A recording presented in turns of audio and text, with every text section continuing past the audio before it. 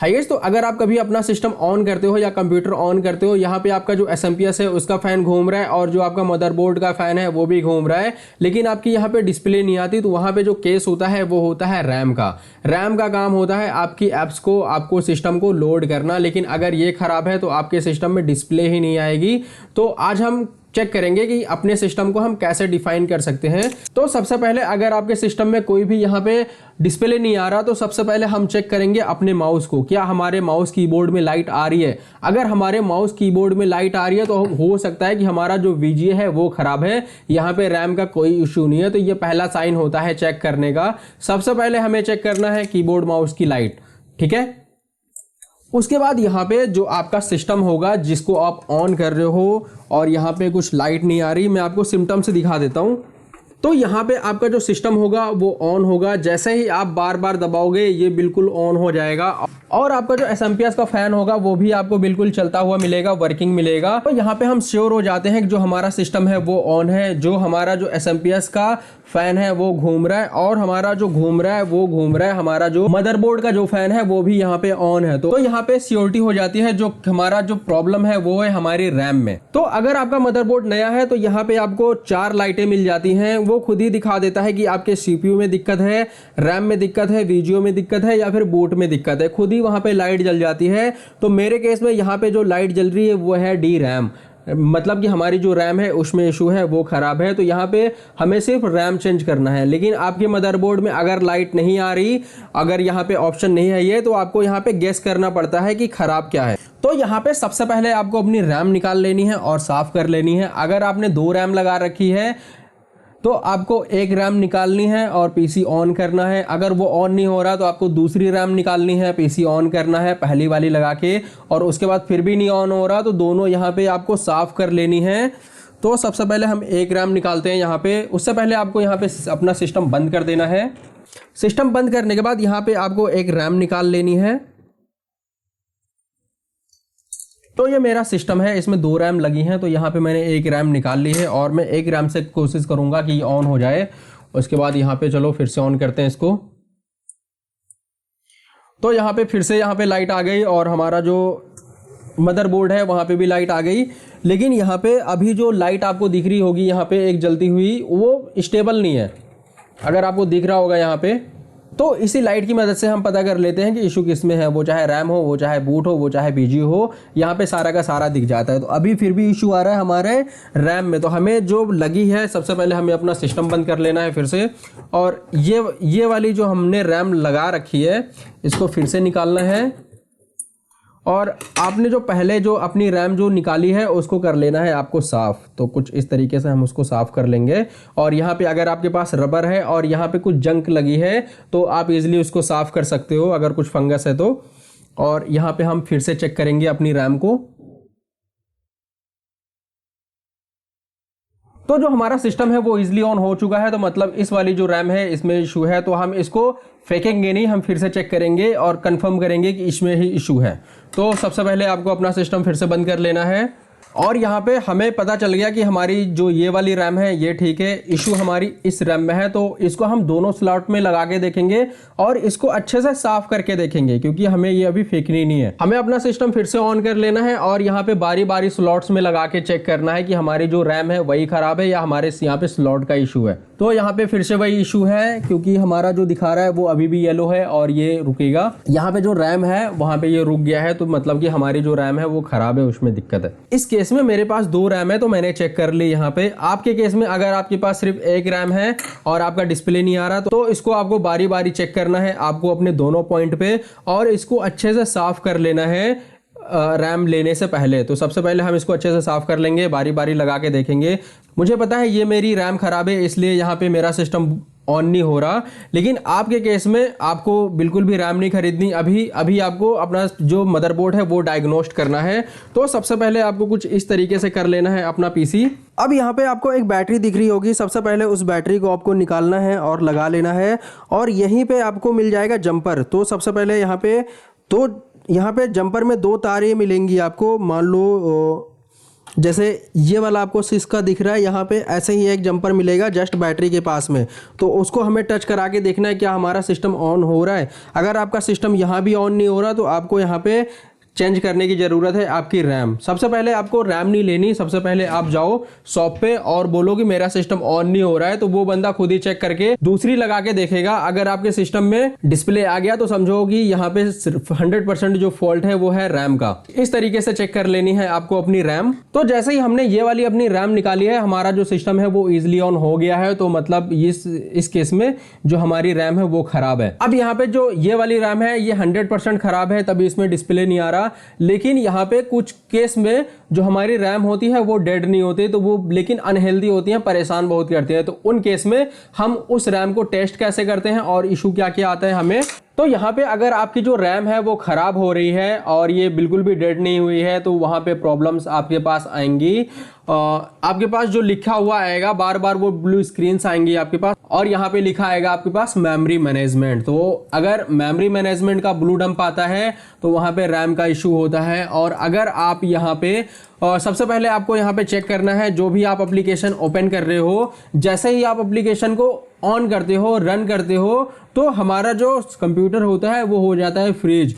अब यहाँ पे बिना रिस्टार्ट के आपका जो कंप्यूटर है वो ठीक नहीं होगा, तो वहाँ पे हमारा जो खराब होता है वो होती है हमारी रैम। क्योंकि यहाँ पे जैसे ही हमारा जो एप्लीकेशन है वो रैम पे जाता है, रैम लोड कर ही नहीं पाती और ये हो जाती है क्रैश। तो वहाँ पे ये स्टक हो जाती है और कुछ भी नहीं, आपका कीबोर्ड माउस कुछ नहीं काम नहीं करेगा। आपको यहाँ से फोर्स शट डाउन ही करना पड़ेगा रिसेट की बटन दबा के। तो अगर ये दो दिक्कत आ रही है आपके पास, अगर आपके पास डिस्प्ले नहीं आ रहा और अगर आपके पास ब्लू स्क्रीन्स आ रही है जिसमें लिखा हुआ है मेमोरी मैनेजमेंट का एरर, और इसके बाद जैसे ही आप यहाँ पे लोड करते हो एप्लीकेशन को वो हो जाती है स्टक और आपका फ्रीज हो जाता है कंप्यूटर, तो यहाँ पे इशू होता है रैम का। तो अगर आपका कंप्यूटर बार बार स्टक हो रहा है तो आप एक बात ध्यान रखना कि यहाँ पे आपका जो मेमोरी है वो 80-90% से ज्यादा नहीं होनी चाहिए। नहीं, उसकी वजह से भी होता है क्योंकि यहाँ पे 4 GB की रैम में आप 8 GB का काम ले रहे हो, तो वो वहाँ पे इशू होता है। तो वहाँ पे रैम खराब नहीं होती, वो लोड ही नहीं कर पाती। तो आप इसको तभी चेक करना जब आपकी जैसे 8 GB रैम है 2 GB पे चल रहा है, जैसे ही आप एप्लीकेशन यहाँ पे रन करते हो और यहाँ पे आपका जो कंप्यूटर है वो फ्रीज हो जाता है, तो यहाँ पे कुछ हम इस तरह से चेक करते हैं। और यहाँ पे जो चौथा इशू आता है, आप मान लो कि आपको पता ही नहीं चलेगा उसमें कि आपका जो सिस्टम है उसमें रैम खराब है या फिर SMPS खराब है, तो आपको यहाँ पे बारी बारी चेक करना पड़ेगा। तो वहाँ पे इशू क्या आता है, जैसे मान लो कि आपको कोई बोलता है कि आपका जो सिस्टम है वो बड़ा स्लो चलता है। स्लो इसलिए चलता है क्योंकि आपकी जो रैम होती है या फिर आपका जो SMPS होता है उसमें खराबी होती है। SMPS में पावर वोल्टेज नहीं मिलती ठीक से, हार्ड डिस्क ठीक से नहीं चलती, जिसकी वजह से आपका जो सिस्टम होता है वो स्लो चलता है। और यहाँ पे अगर आपकी रैम खराब है तो उसकी वजह से भी ठीक से प्रॉपर वो लोड नहीं होती एप्लीकेशंस। और यहाँ पे अगर आप कोई भी एप्लीकेशन ऑन करते हो तो वो ठीक से लोड नहीं होती, तो इसकी वजह से वो स्लो चलता है। अब यहाँ पे जैसे ही आप विंडोज को इंस्टॉल करते हो, इंस्टॉल तो होगा लेकिन बीच में जब वो इंस्टॉल होता रहेगा तो यहाँ पे जब आपका जो इंस्टॉलेशन है वो बीच में ही करप्ट हो जाएगा। तो यहाँ पे पता लगेगा आपको कि आपकी जो मेमोरी है जिससे आप बूटेबल पेन ड्राइव जो आपने बना रखी है उसमें इशू है। तो आपको यहाँ पे तीनों पे शक होगा कि सबसे पहले आपको लगेगा कि जो आपने विंडोज बना रखी है बूटेबल पेन ड्राइव उसमें ही दिक्कत है, तो वहां पे दिक्कत होती है आपके रैम की या फिर आपके SMPS का। तो ये कुछ इतने सारे इश्यूज होते हैं जो हम रैम से फेस करते हैं अगर रैम ठीक नहीं है तो इसको हम चेक कैसे करते हैं। सबसे पहले हम दो चीजों से टेस्ट करते हैं इसको। अगर हमारे पास बार बार ब्लू डंप आ रहा है तो उससे चेक करते हैं। अगर आपका यूजर बोल रहा है कि सिर्फ ब्लू डंप आती है हमारे पास और हमें पता नहीं है कि लिख के क्या आता है, तो वहां पे हम चेक करते हैं ब्लू डंप। इसकी जो फाइल होती है वो बनती है, तो उसको चेक करने के लिए जस्ट हम यहाँ पे लिखेंगे blue screen viewer. Blue screen viewer लिखने के बाद आपके पास कई सारे लिंक आ जाएंगे, किसी एक पे आप क्लिक करोगे तो ब्लू स्क्रीन यहाँ पे एप्लीकेशन खुल जाएगी। जस्ट हमें इसको डाउनलोड कर लेना है। डाउनलोड करने के बाद यहाँ पे को एक जिप मिल जाएगी, तो आपके पास यहाँ पे 7 जिप या फिर बिन जिप होनी चाहिए ओपन करने के लिए। उसके बाद यहाँ पे एप्लीकेशन मिलेगी, जस्ट हम इस पे क्लिक करेंगे। हमारा जो ब्लू स्क्रीन है यहाँ पे जितनी भी हमारे पास ब्लू स्क्रीन आई होंगी सारी की सारी आ जाएंगी। मेरे पीसी में नहीं आई क्योंकि यहाँ पे मेरा SMPS भी ठीक है, मेरी रैम भी ठीक है, मेरा मदरबोर्ड भी ठीक है, एकदम मेरा नया पीसी है, इसलिए यहाँ पे अभी तो सवाल ही नहीं है इसमें आने का कुछ साल। तो यहाँ से हम चेक करते हैं जो हमारी जो ब्लू डंप की जो फाइल होती है उसमें होते हैं एरर कोड। तो वहाँ पे एरर कोड से हमें पता चल जाता है कि इसमें ब्लू स्क्रीन है किस चीज की, तो कुछ इस तरह से आती है। तो यहाँ पे कुछ इस तरह से आपके पास आ जाएंगी फाइल्स में डंप करके, डीएमपी करके। तो आपको यहाँ पे चेक करना पड़ेगा कि उसमें एरर कोड क्या है। जो भी एरर कोड होगा जस्ट आपको यहाँ पे चैट जीपीटी में लिखना है, गूगल में लिखना है, आपको पता चल जाएगा कि उसमें इशू क्या है। लेकिन यहाँ पे अगर मेमोरी मैनेजमेंट का है तो यहाँ पे रैम का इशू होता है आपके पास। तो इसको हम चेक कैसे करते हैं, तो सबसे पहले हमें अपनी मेमोरी को चेक करना है। चेक करने के लिए यहाँ पे थर्ड पार्टी टूल भी कई सारे आते हैं, लेकिन यहाँ पे सबसे पहले आपको विंडोज एक टूल देता है। जस्ट आपको विंडो आर प्रेस करना है और यहाँ पे लिखना है आपको mdsched.exe। जैसे ही हम इंटर प्रेस करेंगे कुछ ऐसा मिलेगा आपको। अब यहाँ पे जो चेकिंग और टेस्टिंग करता है वो बेसिक करता है। अगर आपकी रैम में मतलब हल्की सी प्रॉब्लम है तो ये बता ही नहीं पाएगा, डीप लेवल की ये नहीं करता, बस बेसिक करता है। तो जस्ट हमें यहाँ पे जस्ट स्टार्ट नाउ और चेक पे क्लिक करना है, तो आपका यहाँ पे सिस्टम जो है वो रिस्टार्ट होने लगेगा। और जो भी आपकी रैम की प्रॉब्लम है, अगर आपकी रैम ज़्यादा खराब है तुरंत ही पकड़ लेगा, अगर आपकी रैम नहीं खराब है तो उसको पकड़ नहीं पाएगा। लेकिन हम इससे ही अधिकतर टेस्ट करते हैं। यहाँ पे आपको दिख रहा होगा जो मेरी स्क्रीन है वो फ्लक्चुएट हो रही है। फ्लक्चुएट इसलिए हो रही है क्योंकि जो मैंने जो अपना जो सेटअप है वो रिकॉर्ड जो कर रहा हूं मैं, वो कर रहा हूं कैप्चर कार्ड के साथ। तो कैप्चर कार्ड के साथ कभी कभी ये वाला इशू आता है, फ्लक्चुएट होती है स्क्रीन। जो टेस्टेड मशीन जिस पे हम टेस्टिंग कर रहे हैं उसका इशू नहीं है, वो मेरे कैप्चर कार्ड का इशू है। तो यहाँ पे रनिंग टेस्ट फेस आएगा 1 और 2, तो यहाँ पे सारा का सारा होने दो। अगर यहाँ पे प्रॉब्लम्स कुछ निकल के आती है तो यहाँ पे आपको लिखा हुआ आ जाएगा येलो और रेड में।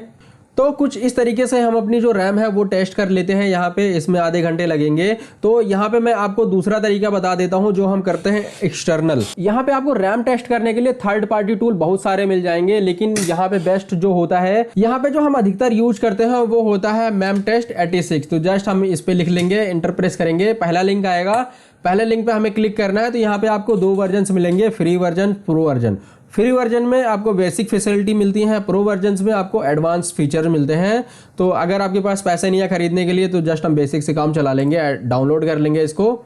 यहाँ पे आपको मेम टेस्ट के 2 वर्जन मिल जाएंगे, एक फ्री वर्जन, एक पेड वर्जन। तो अगर आपको पेड वर्जन यूज करना है तो आप बना सकते हो स्ट्रेलेक या फिर मेडिकेट यूएसबी, वहां पे आपको यूज कर पाओगे इजिली आप। लेकिन यहाँ पे अगर आप फ्री वर्जन करोगे, अगर आप यहाँ पे डाउनलोड करते हो मेम टेस्ट, तो आपको चाहिए होगी एक पेन ड्राइव अपने जो पेन ड्राइव को बूटेबल बनाने के लिए, क्योंकि ये डायरेक्ट ओएस पे रन नहीं होता।